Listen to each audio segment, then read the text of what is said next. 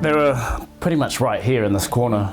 So I had a dresser here and they were just in the middle centre drawer in a folder which contained a few documents along with, passports, IDs, dog tags, that sort of thing, military sort of stuff.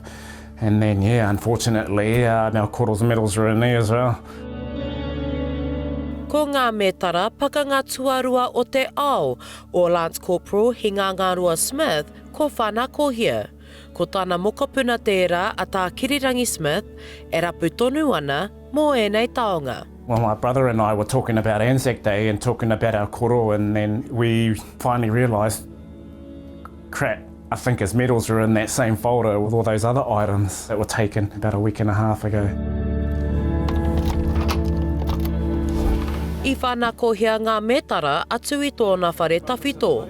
A ko ia rā te kaipupuri o ngā mētara whai muri mai i te matenga o te korauara a Hingangaroa. Ko tā Smith, ahakoa i whaia te nuinga o tōna whānau i te ao mātauranga, ko ia anake i whaia i ngā tapuwai o tōna koroua. I always knew as a kid that it was going to happen. I'll eventually join up at some point of my life. But because of the history of our koro, and along with all of the other whānau members who were in the military and the army, that's what inspired me. Tuku haitanga ki te pautapa te tiro nā.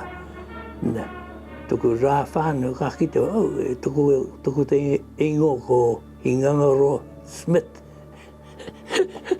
He actually joined under a different name. He's probably the only one that's registered under two names, Hingangaroa Smith and Major Jackson.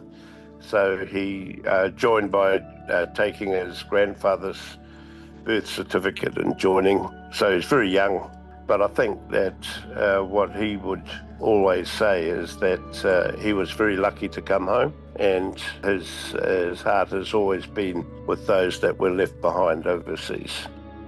I toro atu mātou te tima o Tahu News ki ngā prihimana, me tā rātou ki, aha koa korongo rātou i ngā take pēnei nā, e hara e te mea heri te tonu, te whanakohia me te aranga mai o ngā take a wangawanga mō ngā mētara.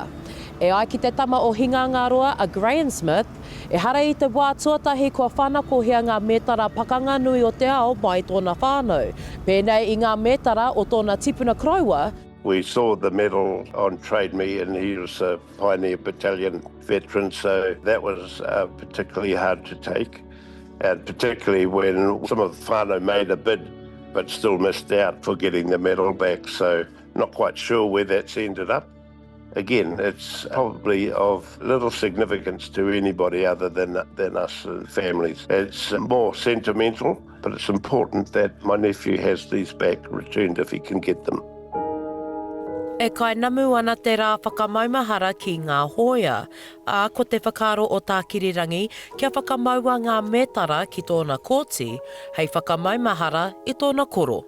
When we go out alone as individuals in our formal dress and our SDs, we've got that privilege of being able to wear our whānau's medals on the opposite side of our chest. So it's definitely going to be wearing them this Anzac Day. Never worn them. This was going to be my first Anzac.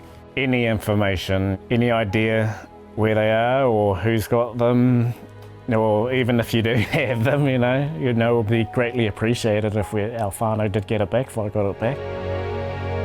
Me te mana ko hoki, ka hoki mai ngā mētara ki te whānau, ki te poho hoki o tōna Mokopuna. Shakayla Andrews-Alapaki, Tahu News.